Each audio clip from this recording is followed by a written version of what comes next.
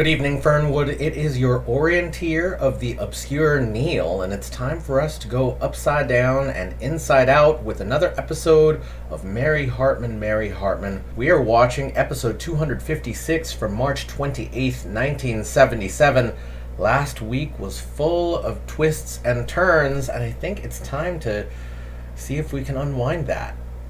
The week began with the SWAT team rescuing Mary Hartman, George, and Tiny from the ruins of Section K after it was exploded by a bomb. The team of little people said their goodbyes before heading to New York to be interviewed on television. And their leader, Dash, has something to say about equal rights for little people.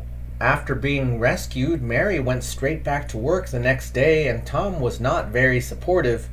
This left Mary feeling a little bit sad, and she was comforted by her new friend Dewey. Martha Shumway has been stealing things, and one of those things was the diary that Lila was using to blackmail the Jeters.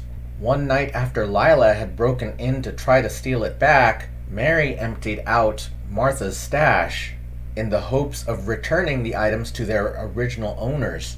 She read the diary right away and then hinted to Howie that she may have some scandalous information, after which point Howie stole the diary from her.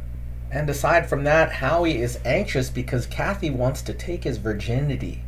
Things are more or less back to normal for the Haggers, with Loretta back on track to superstardom, and of course they are as randy as ever, especially now that Max sees that they need lovin' time.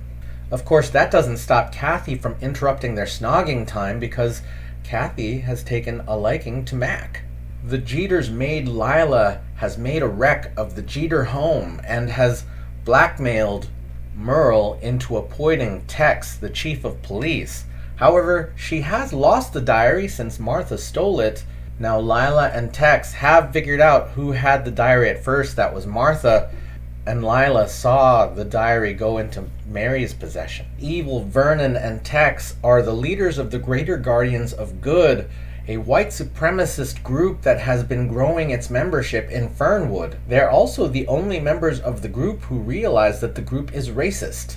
Tex, of course, was responsible for the accidental explosion of Section K, though the two villains have planted evidence to implicate Dewey, a black man, would be responsible. And on the trail of the GGG is Howie Freeze, and he seems to be getting closer to their trail. Last Friday's episode began with Mary and Kathy trying to scare Martha out of her kleptomania by bringing in some convicts. The cons started to pull their intimidation act, but Mary pulled the plug when she saw how scared Martha was getting. Mary is not sure she did the right thing. Merle came home to Lila destroying one of his books and then set out to spank her.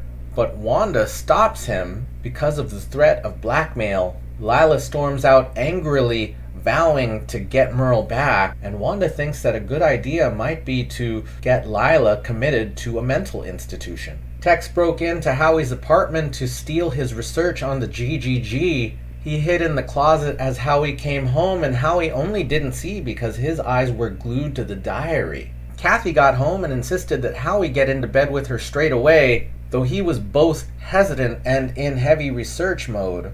So while the two were in bed with the lights out, Tex snuck out, stole the research and the diary. And then our last scene on Friday was disco night at the Capri Lounge, sponsored by the GGG. There was plenty of dancing and carousing, while Tex checked in with Vernon about school books that featured stories from a Native American perspective. Merle and Wanda arrive, and Vernon blocks their photo op but does give them moo-moos.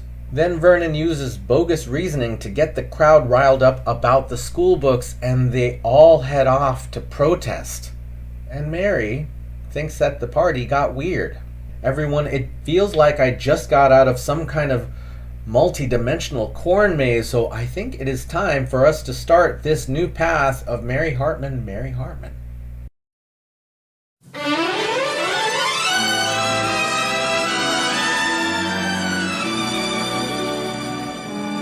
Mary Hartman!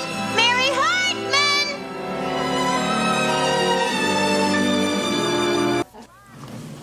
I just love the way the GGG designed these uniforms, you know, even if they do make us look pregnant.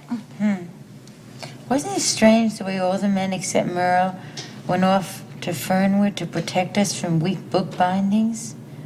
I had the funniest feeling. Well, Mary, actually, I wanted to go, but I don't know, I felt like it wasn't fitting proper for the mayor to go run around town on a book raid.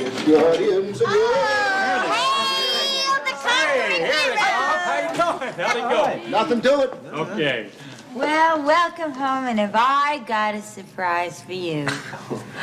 An individual Drake's cake for everybody. Better yet, a ding-dong in honor of protecting our national liberty. All right, come on. These guys don't eat that kind of stuff. Well, then, so what should I give them? Well, nothing. Don't give them nothing. Oh, a beer. Give them some beer. Beer. Huh? How about reporting to your mayor here, okay? You mind? It was magnificent. Watching the gallant men of Fernwood stand up for what they believe in. Well, just what were they standing up for? We're really not sure, but Tell us everything. Was there a struggle? No, there wasn't a struggle. I mean, hell, there was no fight at all. I mean, Texas just told the bus driver to keep on moving, take those books right on back to the publisher. That was about it, right, George? Right. Well, yes, but who put the first crate of those trashy books on the bus? Tom Hartman, that's who. Tom, way to go. And who was the first to kick the tires of that bus as it drove off with those trashy books? Tom? George Shumway, that's George, who. sure. Way to You know, in my youth, my heroes were Dwight David Eisenhower and Betty Davis. And today, my heroes are my friends, Tom Hartman and George Shumway. Vernon, would you like some orange juice? I'm sorry, Tom, but we didn't have any beer. No, thank you, Mary. Come on, Mary, will you come on? Oh, all right. Yeah, sure. About the books, you said that there were pictures in the books. What were they, were there other pictures besides Indians? Well, no, we didn't actually look inside them because, I mean, once you got to look at those bindings, they were so bad. What do you mean you didn't look inside the books? Hey, come on. What is it, Mary? You don't trust us? Huh? Hey, we know what we're doing, don't we, guys? Huh? Mary, just take our word for it. The books were just as trashy as the bindings. Oh, it's so nice of the GGG to save us from looking at all that trash. I get enough of that at home. You know, tonight went so well, I think the next time we should have a real old-fashioned GGG steak fry. boy, this is my kind of club. We got parties, we got political missions, we got prizes, and we got steaks and no dues. That's because the Fernwood chapter is subsidized from national funding. Did you hear that, Merle? He's talking national. I heard it. What about a slumber party? Or is that too silly? It's too silly. It's too silly.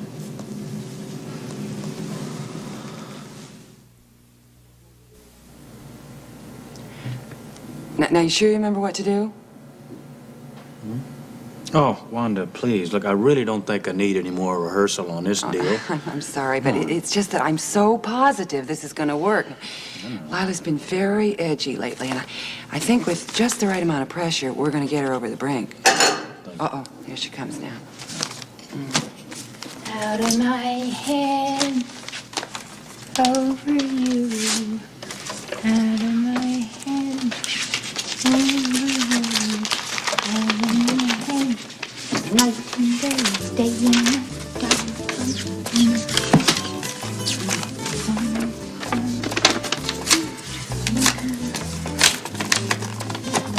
You want to catch that phone, darling? Oh, yeah, sure. Hello? Oh, yeah. Yeah, she's here. Just a minute. Lila, it's for you. Oh, Merle, this is just awful. Look at it. Believe that?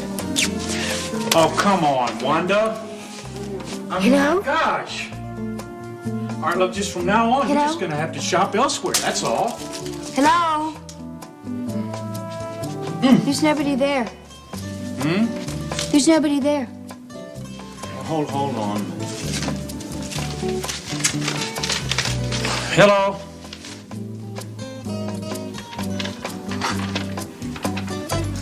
Hey, will you get off my back? What in the heck are you doing in town, man? You're kidding. 14 of them. Why, no, 14? Yeah, she's...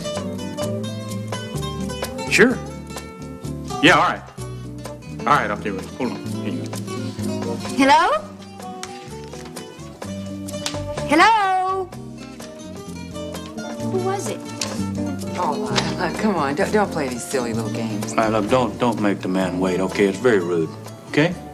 I'm telling you that there's nobody on this line. Oh, boy. Hello? Oh. Well, why didn't you say so in the first place? Hey, how are you? Oh, my God, it's been about 10 years, hasn't it? Well, it seems like 10 years. Yeah, how's she? Oh, listen, he's sitting here grinning like a... Tell him we got to... Tell him. It's working. You know, I think it is. You know, there's a certain sad touch to this story, though, Wanda. What? I don't know, the poor child is just about to say Auf Wiedersehen to her peace of mind. Yeah, but now we can concentrate on your political career. Yeah. Back in the saddle here. Yeah, and GGG is the horse you should be riding. Darling, I keep telling you that's a social club. Yeah, well, that may be true, but I think it has the makings of a political party. You really do, huh? Oh, I sure do. It could be a party for the common man with a very common candidate.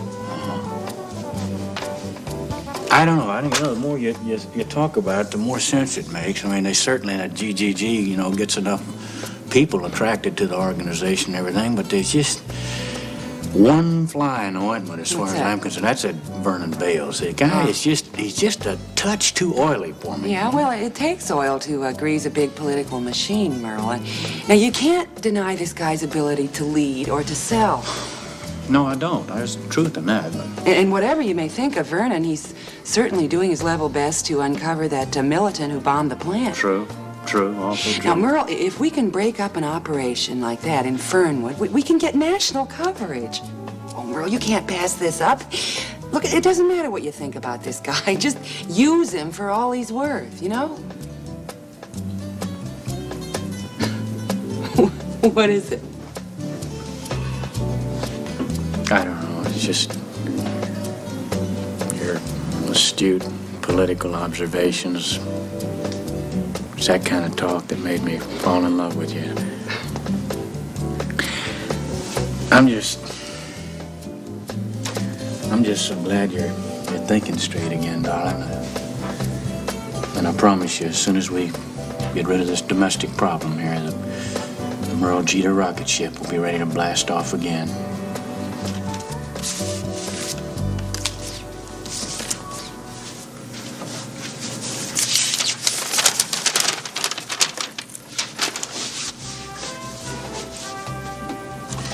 I'll get it done.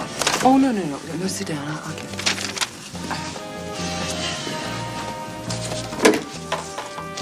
Hello? Yes, she is. It's for you, Lila.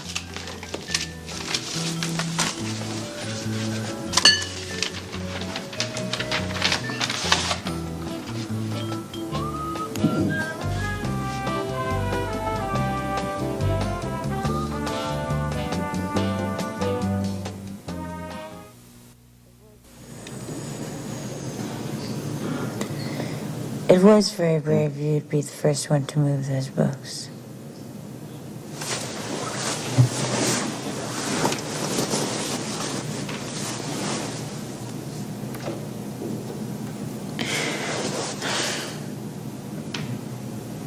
I just don't know. I feel you should be very clear on what you're doing in a case like that. Do you know what you were doing? Well, sure. Well, listen, believe me, I know what I was doing. I mean, Mary, in any emergency, I know exactly what I'm doing. I mean, nobody has to tell me what to do.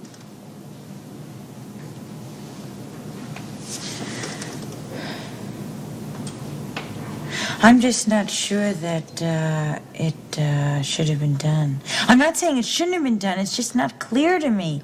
This thing is not clear to me. I mean, you didn't even see the pictures inside the books.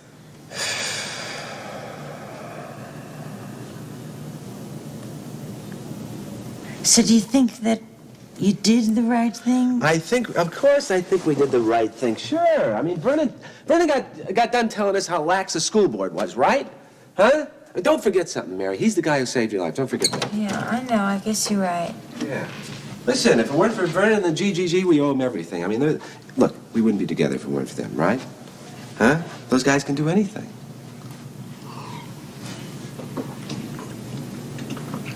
I love you, Tom. You know what? What? You were so cute in your moo-moo. I was? Yeah. Come on, I didn't look daddy. I felt like one of those old-fashioned housewives. Nah, you were adorable. So were you. You were so adorable. Come here, I want to give you a hug. Come here. Oh, sweetheart. Oh. Now, you see something? What? You see how lucky we are? Do you see that? I mean, how lucky we are to be in a group that takes care of its own.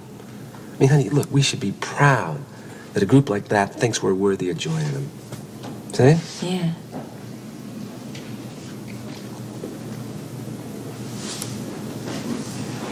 What's the matter? I just feel very, very guilty. I read some of Wanda Jeter's diary. What? Tom, it was in the cupboard where Ma keeps all the stuff that she kleptoed. Oh, Mary, for God's sakes, how the hell could you do something like that? I mean, you know what that is? That's meddling. You know how I hate that. I mean, I hate that. I mean, Mary, you know what you're doing? You're heading yourself right for trouble is what you're doing. But Tom, I only read like a very little bit of it. Look, I don't want to know nothing. I don't want to know anything about Merle Jeter's business. It's none of your business either. Oh, boy, I don't know. You know, you constantly, you surprise me. I know. Well, I don't know. What's done is done, I guess. Well, thanks, honey. Jesus, but to read Wanda's diary. I mean, my God, Mary. I mean, that's almost like listening in on somebody's confession. What do you mean? That's like a sin? Is that what you're saying? It's a sin? Oh, Tom, I feel so guilty. I really do feel ashamed now. I mean, is that what it is?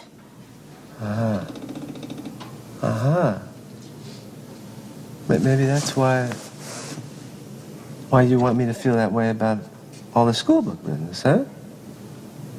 Guilty? Maybe. Did you read the whole thing? No.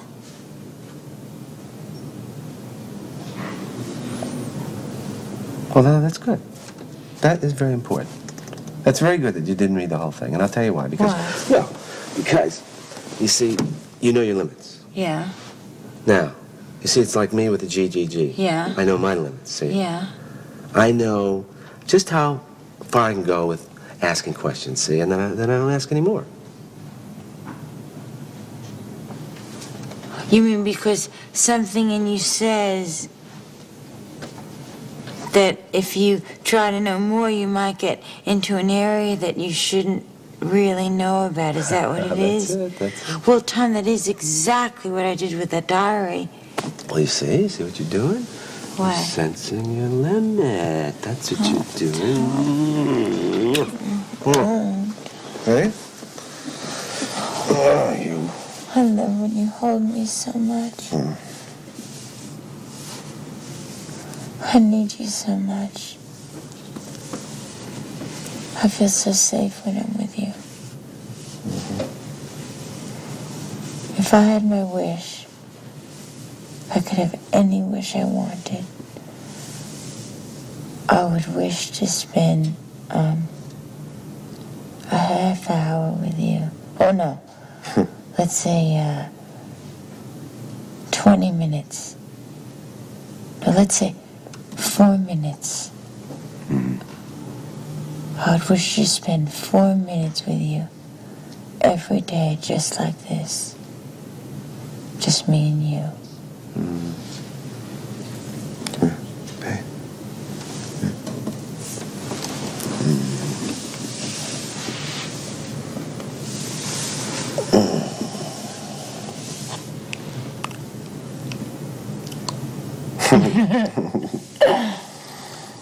Hey, do we have any aspirin?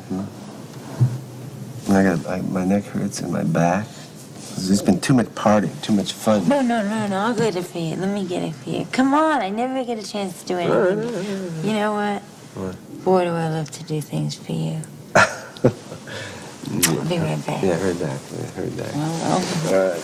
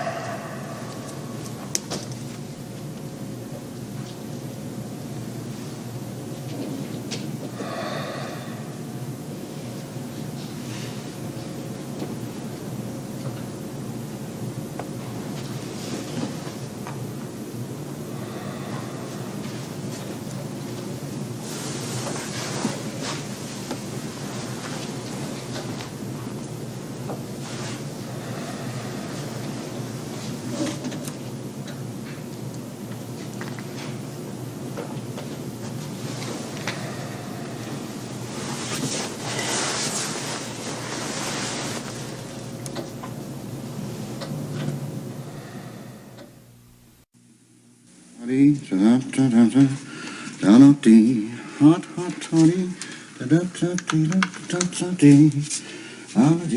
Hot, hot toddy. Oh. Okay.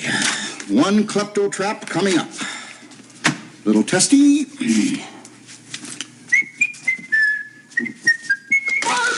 I got it works.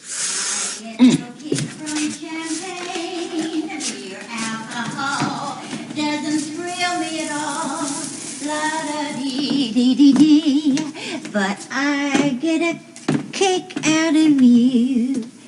Oh, da-dee-dee-dee. What do you do with that battery? Oh, hello, Daddy. What battery? Oh, you mean this battery? Yes, that battery and all these other things. Well, Daddy, please be careful. Don't hurt yourself. Oh, that's funny.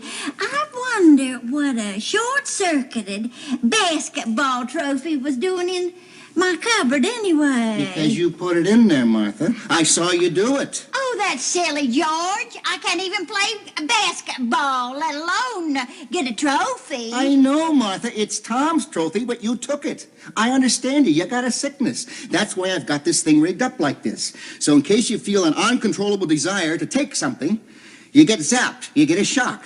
And it brings you back to your senses. Shock? Yes. Electric? Yes. Well, that hurts, doesn't it? I know it hurts. That's the whole point.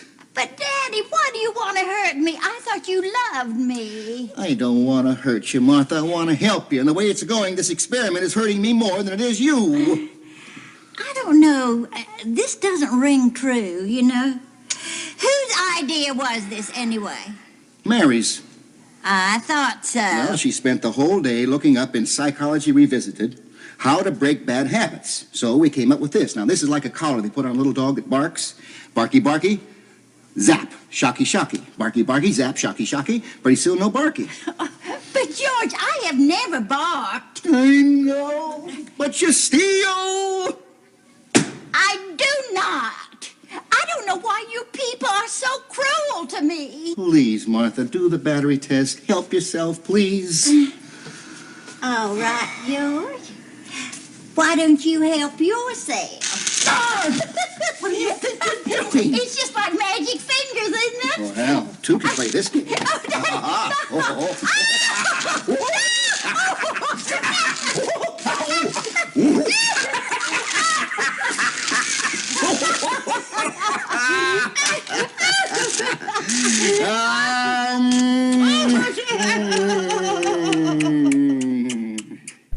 And hey, it's Monday, so it's ground floor time for what's going on this week. We get to the GGG after they've done their protest. Well, we start with Mary and Martha and Wanda and Merle at home because Merle didn't go off to do the protesting. And Merle says he would have gone, except as mayor. Well, that's a little tricky. Then Tom and Vernon and George come back. Vernon is so proud of George and Tom for their part in sending these books back. And Mary, I think, is rightly not sure about why this whole mess is going on. Why are they so worried about these bindings in these books? They didn't even look inside. And then Vernon has them gaslit about the books, that the contents don't actually matter, and that it's the bindings that are to blame. Now, maybe this is to put in some deniability for our non-racist characters, so I just will accept it like that. However, Vernon's very proud of the action which has kept these school books from being used. And then we have more gaslighting with Merle and Wanda, who are doing their best to convince Lila that she's crazy. And it reminds me, because recently I have taken in a lot of content from this channel in Canada called the Just for Laughs gags, and they just do on the street pranks in the tradition of Candid Camera, if you remember that show. But these are a little bit more modern and have a lot more they have a lot bigger of a team, and it's fun to watch people kind of be put through it just a little bit. I feel like that team of pranksters are very kind-hearted, which is the opposite of Merle and Wanda, who are really just trying to gaslight Lila. Mind you, Lila is a villain. She's bad news. I want her out of their house. I don't know if this is a good way to do it, but, you know, Wanda and Merle are schemers, so this is the way they're going to do it. And if you're not sure of the phrase gaslighting, the history says that it goes back to the film Gaslight, which dates back to the 1940s and is about a man who's trying to drive his wife insane. And it is more modernly used as a way of referring to someone who keeps lying to someone to convince them that they're crazy. So I think the use of gaslight is pretty apt in this case. And really, Lila has had enough, but we know it's going to go farther. And then there's a multi-layered scene between Mary and Tom in bed. It starts with that question of whether sending the school books back was right. And Mary is unsure and Tom is sure. Tom literally has no idea, other than what Vernon told him about the bindings, why they did anything. And I feel like Mary is the one voice of reason here, except she's not being listened to. Then it gets back to Mary and Tom's feelings for each other, which I feel like in general they love each other. And I have often said that there is love between them. And I'm disappointed in Tom because he's still standing in Mary's way when it comes to some of the things. Mary's back in the home now. I guess she's not going back to work, or we don't know. Maybe she only went back home for a couple days. There is disappointment in this relationship. There's the moment when they both are about to go to bed and they face away from each other, which to me reads like they are not on the same page. And then this time they were about to go to sleep and then Tom woke up. Then they started to get amorous. So it's a complicated relationship. And there is love at the bottom of it. I don't know if that's enough, but that's what they've got. And then Tom says that his head's hurting and Mary goes to get him some aspirin and he falls asleep and Mary takes the aspirin. So it seems like Mary has as much pain as anyone else in this relationship. There are so many layers that it's hard to pull them apart to see what they are.